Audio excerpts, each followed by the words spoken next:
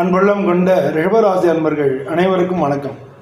நம்ம சேனலில் வந்து நிறையா பதிவுகள் நம்ம போட்டுன்னு வந்துட்டுருக்கோம். பொதுவாக இந்த மே மாதம் ரிஷபராசிக்காரங்களுக்கு எப்படி இருக்குன்னு பார்க்க போகிறோம்.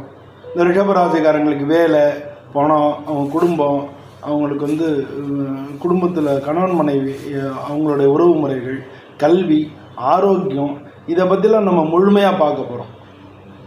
இந்த மாதம் உங்கள் ராசிக்கு எந்தெந்த மாதிரியான மாறுபாடுகள் நடக்க போகிறது, எல்லாம் நல்லது எப்படி நடக்கும், நம்ம கவனமாக இருக்க வேண்டிய நாள் இது அப்படின்றது எல்லாமே நம்ம தெரிஞ்சுக்கலாம். அதனால் இந்த வீடியோ ஸ்கிப் பண்ணாமல் கடைசி வரைக்கும் பாருங்கள். இந்த வீடியோவை நீங்கள் சப்ஸ்கிரைப் பண்ணுங்கள், உங்கள் நண்பர்களுக்கெல்லாம் ஷேர் பண்ணுங்கள், உங்களுடைய எண்ணங்களை இந்த கமெண்ட்டில் தெரிவிங்க. நம்ம எப்போவுமே தொடர்பில் இருக்கு. இந்த மாதத்தை பொறுத்தவரை சூரியன் இந்த மாதம் பாதிக்கு மேலே உங்கள் ராசிக்கு வந்துடுறார். அது மட்டும் இல்லாமல் சனி பகவான் உங்களுக்கு லாபஸ்தானத்தில் இருக்கார், அங்கேயே ராகுவோடு சேர்ந்துருக்கார். இந்த மே மாதம்தான் ராகுகேது பயிற்சி ஆக போது உங்கள் ராசியில் இருக்கக்கூடிய குரு பகவானும் பயிற்சி ஆகிறார். ஸோ இதெல்லாம் சேர்ந்து உங்களுக்கு எந்த விதமான பலன்கள் கொடுக்கும் அப்படின்னு பார்க்க போகிறோம். சனி பகவான் வேறு உங்களுக்கு 11வது இடத்துல இருந்து உங்கள் ராசியை பார்க்குறார். அவர் சகாய சனியாக இருக்கார். அதனால் உங்களுக்கு நல்லது பண்ணக்கூடியவராக சனி பகவானும் இருக்கார். பொதுவாக ரிஷப ராசி, ரிஷப லக்னங்கள் உள்ளவங்களுக்கு சனி பகவான் யோகக்காரகன், எப்பவும் கெடுதல் செய்ய மாட்டார். நல்லது செஞ்சாலும் உங்களுக்கு கூடுதலாக செய்வார். அப்படிப்பட்ட சனி பகவான் உங்களுக்கு பார்க்குறாரு, லாபஸ்தானத்திலேருந்து பார்க்குறாரு. இதனால் என்னென்னா, சனிபகவான் உழைப்புக்கு அதிபதி இல்லையா, அதனால் இந்த மாதம் வேலை பார்க்குறவங்களுக்கு வேலை அதிகமாக இருக்கும். அதே நேரத்தில் புதிய பொறுப்புகளும் உங்களுக்கு கிடைக்கும். நீங்கள் அரசாங்கத்திலேயோ தனியார் நிறுவனங்கள்லேயோ வேலை பார்க்குறவங்களா இருந்தால் உங்களுக்கு பதவி உயர்வு, இல்லாட்டினா கூட இருக்கிறவங்களுக்கு, கூட வேலை பார்க்குறவங்களோட உதவி கிடைக்கும், பதவி உயர்வு கிடைக்கும், நல்ல முன்னேற்றத்துக்கு உண்டான வாய்ப்புகள் எல்லாமே கிடைக்கும் இந்த மாதம். நீங்கள் வியாபாரம் பண்ணுறவங்களா இருந்தீங்கன்னா உங்களுக்கு புதிய பிரான்ச் ஆரம்பிக்க, இல்லாட்டினா உங்கள் வியாபாரத்தை விரிவாக்கம் பண்ணுறதுக்கு, இல்லை நீங்கள் ஏற்கனவே ஷாப் மாதிரிலாம் வச்சுருந்தீங்கன்னா அதில் புதுசாக ஒரு சில ஐட்டங்கள் சேர்க்குறது, அது மாதிரி வெளிநாட்டில் உள்ள பங்கு, அதில் ஷேர் மார்க்கெட்டில் முதலீடு பண்ணுறது, இது மாதிரியான வாய்ப்புகள்லாம் நிறையா உங்களுக்கு கிடைக்கப்படுது. இந்த வருஷம், இந்த மாதம் மே மாதம் 14ஆம் தேதிக்கு மேலே இது மாதிரி நிறைய முக்கியமான மாற்றங்கள் எல்லாம் நிறைய நடக்கப்படும். பணவரவை பொறுத்தவரை சாதாரணமாக இருக்கும், ஆனால் எதிர்பாராத செலவுகளும் ஏற்படும். நீங்கள் வீட்டை சரி பண்ணுறது, வீட்டில் எல்லாத்தையும் பெயிண்ட் பண்ணுறது, இல்லை வீட்டில் போன சரி பார்த்து வெள்ளை அடிக்கிறது, பழைய கடன்களை அடைக்கிறது, இது மாதிரியான செலவினங்கள் ஏற்படுறதுக்கான வாய்ப்புகள் உண்டு. குடும்பத்துக்கு ஏற்படக்கூடிய செலவினங்களை கரெக்டாக பிளான் பண்ணி இதுக்குள்ளே பண்ணிக்கணும் அப்படின்ற மாதிரி பிளான் பண்ணி நீங்கள் நிர்வாகம் பண்ணிக்கிட்டீங்கன்னா நல்லது. இல்லாட்டினா கடன் வாங்க வேண்டி வந்துடும். சுக்கிரன் உங்கள் ராசிக்கு வர்றது செலவுகளை சேமித்து கட்டுப்படுத்துறதுக்கு உதவியாக இருக்கும். குடும்பத்தை பொறுத்தவரை குடும்பத்தில் கருத்து வேறுபாடுகள் ஏற்படலாம், மன போராட்டங்கள் ஏற்படலாம். குடும்பத்தில் இருக்கிறவங்க உங்கள்கிட்டருந்து நிறையா எதிர்பார்ப்பாங்க. எதிர்பார்க்குற அளவுக்கு நம்ம பதில் சொல்கிறது சாத்தியம் இல்லாதது. அதே நேரத்தில் அவங்களுக்கு சாதகமான பதிலை கொடுத்து சமாளிக்கிறது ரொம்ப ஈஸி. அது மாதிரி சமாளிச்சுக்கலாம். கல்யாணம் ஆனவங்களுக்கு சின்ன சின்ன சங்கடங்கள் வரும், ஆனால் அதை நல்லா ஈஸியாக ஹேண்டில் பண்ணிடலாம். கவலைப்பட வேண்டிய அளவுக்கு ஒன்றும் இல்லை. திருமணம் ஆகாமல் சிங்கிளாக நீங்கள் இருந்தீங்கன்னா மே மாதம் உங்களுக்கான திருமண முயற்சிகள் வெற்றியாகக்கூடிய வாய்ப்புகள் மிக அதிகமாக இருக்குது.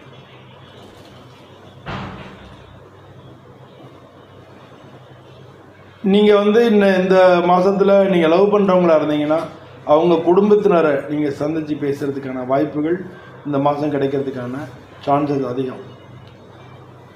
கல்வியை பொறுத்தவரை மாணவர்களுக்கு நல்ல எல்லாத்தையும் பகுத்து அறிஞ்சிக்கக்கூடிய அறிவு இருக்கும், விரிவான நினைவாற்றல் இருக்கும், நல்ல நினைவாற்றல் இருக்கும். மே 14ஆம் தேதிக்கு அப்புறம் நீங்கள் பரீட்சையில் எல்லாம் பாஸ் பண்ணுறதுக்கு தான் அதிக வாய்ப்பு உண்டு. உயர்கல்வி, வெளிநாடு படிப்புக்காக முயற்சி பண்ணுறது, அவங்களுக்கெல்லாம் இந்த டைம் ரொம்ப சாதகமாக இருக்குது. உடம்பு நமக்கு சோர்வு, கவனக்குறைவு, இதனால் ஏதாவது சின்ன சின்ன இடைஞ்சல் ஏற்படலாம். அதனால் எதெல்லாம் நம்ம செய்யலாம், அந்த உடல் சோர்வுனா அதிக வேலை இல்லாமல் நம்மளை இடைஞ்சல் எதுவும் ஏற்படுத்திடாமல் அதெல்லாம் கவனமாக பார்த்துக்கணும். பரீட்சைக்கு இடைஞ்சல் ஏற்படுத்திடாமல் எல்லாத்தையும் கவனமாக பார்த்துக்கணும்.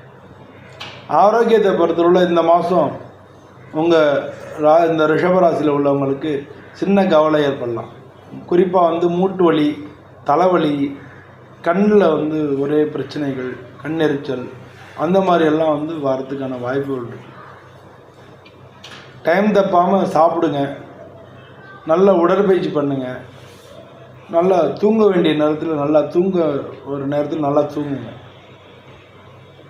அப்போ இந்த பிரச்சனைகள் ஓரளவுக்கு குறைஞ்சிடும். மன அழுத்தம் ரொம்ப அதிகமாக இருந்ததுன்னா, மனசில் கவலை ஏதாச்சும் நெய்ன்னு இருந்துச்சுன்னா நல்லா பாட்டு கேளுங்க, நல்லா ஓய்வெடுங்க, இல்லாட்டினா தியானம் பண்ணுங்கள், யோகா பண்ணுங்கள். இதெல்லாம் உங்களுக்கு மிக உதவியாக இருக்கும். வியாழக்கிழமையில் தட்சிணாமூர்த்திக்கு அபிஷேகம் பண்ணுறது நல்லது. சனிக்கிழமையில் நவக்கிரக ஹோமம் பண்ணலாம். அதனால் நவக்கிரக ஹோமம்லாம் இல்லாதவங்களுக்கு அன்னம் வாங்கி கொடுக்கலாம். இதெல்லாம் சனி பகவானுடைய கடுமையிலேருந்து குறைஞ்சி அவருடைய அருள் உங்களுக்கு கிடைக்கும். இந்த மே மாதம் உங்களுக்கு அதிர்ஷ்ட நாட்கள் நடுனோன்னா 2ஆம் தேதி, 5ஆம் தேதி, 14ஆம் தேதி, 19ஆம் தேதி, 27ஆம் தேதி. இந்த நாட்கள்லாம் உங்களுக்கு அதிர்ஷ்டம் தரக்கூடிய நாட்களாக இருக்குது. அதிர்ஷ்ட நிறங்கள் அப்படின்னு பார்த்தோம்னா பச்சை கலர், வெள்ளை கலர், பிங்க் கலர், இதெல்லாம் உங்களுக்கு நல்ல அதிர்ஷ்டம் தரக்கூடிய நிறங்களாக இருக்குது. அதிர்ஷ்ட எண்கள்னா 2, 6, 8, 2ஆம் நம்பர், 6ஆம் நம்பர், 8ஆம் நம்பர், இதெல்லாம் அதிர்ஷ்ட எண்களாக இருக்குது. பொதுவாக இந்த மாதத்தில் வேலையை பொறுத்தளவில் உங்களுக்கு பொறுப்புகள் கூடும். ஆனால் உங்கள் மேலே வச்ச நம்பிக்கைக்கு எந்த பாதகமும் வராது. பணத்தை பொறுத்தளவில் வரவு செலவு ரெண்டுக்கு சமமாக இருக்கும். அதனால் திட்டமிட்டு செலவு பண்ணிங்கன்னா கடன் வாங்குறதுன்னு தப்பிச்சுக்கலாம்.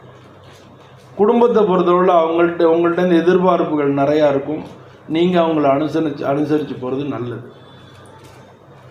திருமணத்தை பொறுத்தளவில் அமைதியான அணுகுமுறை வேணும். கொஞ்சம் டைம் ஆகும், அடுத்த மாதம்லாம் சரியாயிடும். ஆரோக்கியத்தை பொறுத்தளவில் நல்ல ஒழுங்கான வாழ்க்கை இருக்கணும். நம்ம நேரத்துக்கு சாப்பிட்டு நேரத்துக்கு தூங்கி அது மாதிரி பண்ணிங்கனாலே ஆரோக்கியம் நல்லாயிருக்கும்.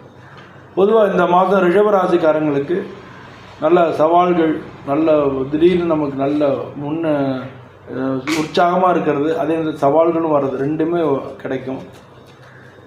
முதல்ல ஒரு நல்ல எப்படி பண்ணணும் அப்படிங்கிற ஒரு பிளான் பண்ணிக்கணும், நிதானம் இருக்கணும். அது மட்டும் இல்லாமல் தெய்வ நம்பிக்கையும் இருந்ததுன்னா இந்த மாதம் ஃபுல்லாக உங்களுக்கு நன்மையாக நடக்கும். பல விஷயங்களில் உங்களுக்கு நன்மையான விஷயங்கள் காத்துக்கிட்டு இருக்கு. பொதுவாக இந்த ரிஷபராசிக்காரங்கள் எல்லாருமே இந்த வீடியோவை லைக் பண்ணுங்கள், ஷேர் பண்ணுங்கள், சப்ஸ்கிரைப் பண்ணுங்கள். உங்களுடைய கமெண்ட்டுகள் எதுவாக இருந்தாலும் நீங்கள் தெரிவிங்க. என்னால் முடிஞ்ச வரைக்கும் நான் அதுக்கு பதிலளிக்க பார்க்குறேன். நன்றி, வணக்கம்.